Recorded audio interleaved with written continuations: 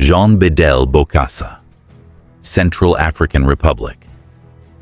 When the Central African Republic gained independence from France in 1960, it was a small, landlocked nation with enormous potential and almost no infrastructure. Bokassa was a decorated soldier who had fought for France across 2 wars. He had medals, he had discipline, he had a reputation. In 1966, he seized power in a coup. And for a brief moment, the world watched with cautious optimism. That optimism aged terribly. He declared himself president for life in 1972. Then, in 1977, he went further. He crowned himself emperor in a ceremony that consumed over $20 million, nearly a quarter of the entire nation's annual budget. France quietly helped fund it. The optics did not concern him. He was building a mythology, and mythologies are expensive. But the mythology had a dark engine. When school children refused to wear uniforms bearing his image, uniforms produced by a factory his own wife owned, Bokassa had hundreds of them rounded up and killed. He personally supervised the massacre because they wouldn't wear his face on their shirts. When French investigators arrived in the aftermath, they found evidence of cannibalism inside the presidential palace. Human remains in the freezer. Bokassa never meaningfully denied it. He was eventually tried, convicted, and sentenced to death. A sentence later commuted. He died in 1996 of a heart attack in his home country as a free man, having served barely a decade in prison for crimes that defy language, and the emperor of a nation he ate alive, in more ways than one. Mengistu Haile Mariam, Ethiopia. Ethiopia was ancient. Ethiopia was proud. Ethiopia had never been colonized, the one African nation that repelled European conquest and stood as a symbol of black dignity and resistance to the entire world. And then Mengistu came. He rose through a military committee called the Derg that overthrew Emperor Haile Selassie in 1974. Initially, the coup seemed like a correction. The emperor had presided over devastating famine while his court ate lavishly. The Derg promised accountability.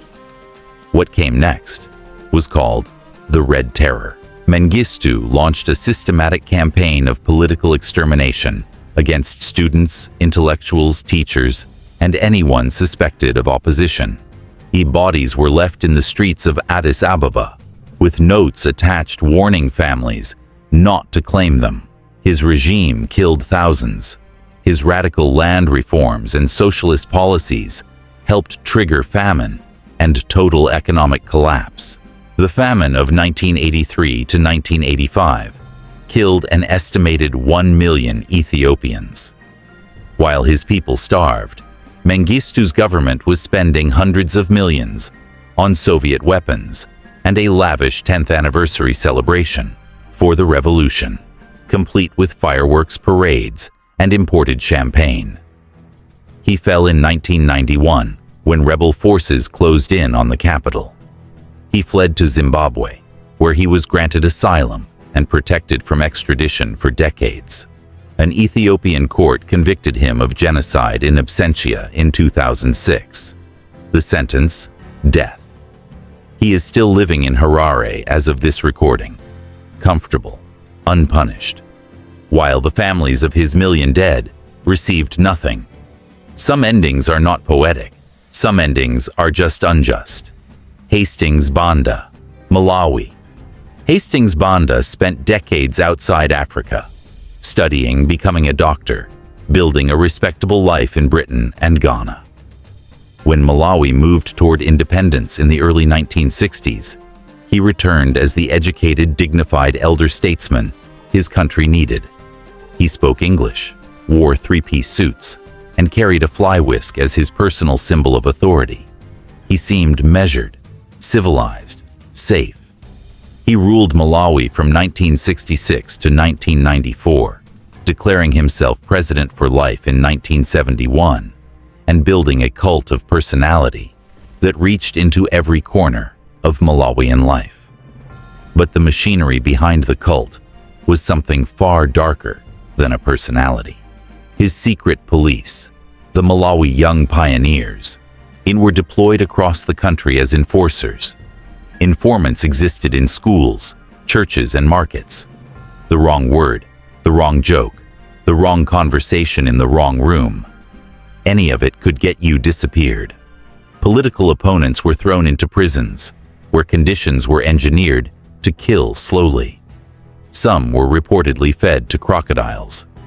He dictated how women could dress. Trousers on women were banned. Men's hair couldn't touch the collar. Western music was controlled. The country was run like a Victorian boarding school, presided over by a man with absolute power and zero accountability. He finally stood for multi-party elections in 1994 and lost. Remarkably, he accepted the result. He died in 1997, and some historians give him credit for that single, late act of democratic compliance. But compliance at the end does not erase the bodies in the middle. The fly whisk, the three-piece suit, the credentials, the respectability, and underneath all of it, a surveillance state that suffocated an entire generation. Muammar Gaddafi. Libya. He came to power in 1969 at 27 years old, young, charismatic, burning with ideology. He wanted to unite the Arab world. He wanted to liberate Africa from Western imperialism. He positioned himself as the anti-colonial champion of the global South, and for a period, millions believed it. The reality was more complicated and significantly bloodier. Gaddafi ran what some analysts described as the training ground for a whole generation of African revolutionaries, funding, arming, and exporting armed groups across the continent. The figures he trained went on to commit mass atrocities from Liberia to Sierra Leone. He didn't just inspire instability, he manufactured it, packaged it, and shipped it across borders with his fingerprints deliberately hidden. Domestically, dissent was not tolerated. Political opponents were publicly hanged on state television. Libyans living abroad who criticized him were hunted. When the Arab Spring reached Tripoli in 2011, he went on live television and announced he would hunt protesters down, alley by alley, room by room, and show no mercy. The Libyan people answered. NATO provided air cover.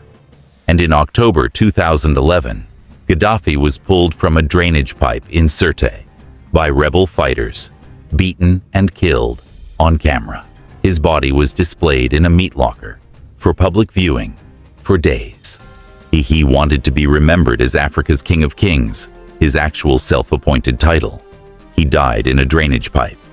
The distance between those two facts is the entire story. Kwame Nkrumah, Ghana. This one is different. This one is harder. In 1957, Kwame Nkrumah led the British colony of the Gold Coast to independence, making Ghana the first sub-Saharan African colony to achieve self-determination. The wave that declaration sent across the continent changed the course of history. Heads of state flew to Accra. Poets wrote about him. Pan-Africanists treated him like a prophet. He was brilliant. He wrote the intellectual framework for African unity that scholars still teach today. And then he started believing the framework was less important than the man holding it. He declared himself president for life. He banned opposition parties. He arrested judges who ruled against him.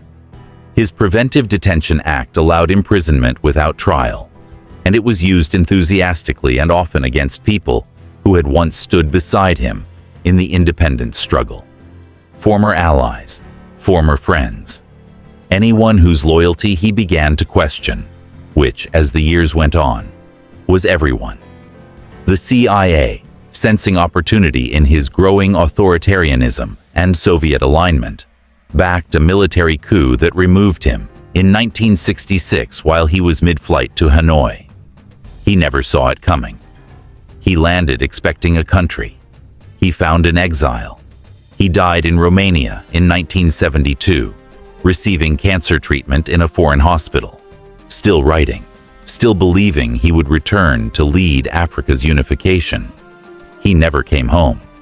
The tragedy of Nkrumah is not that he was a monster in the mold of Bokassa or Mengistu. It is that he was genuinely great, and that greatness curdled into the belief that greatness entitled him to power without limits, loyalty without question, and legacy without accountability. That transformation from freedom fighter to authoritarian is perhaps the most dangerous of all, because it arrives wearing a hero's face, and by the time the mask slips, the institutions meant to stop it are already gone. Every single man on this list was celebrated. Every one of them had followers who believed completely. Every one of them was, at some point, the answer to a prayer. Power does not corrupt everyone, but it exposes everything already there. The question worth sitting with is not just how these men became what they became, but what systems, what silences, and what international interests looked the other way and let it happen. Drop a comment with which story hit hardest. Subscribe if this is the kind of history you want more of, and watch the next video.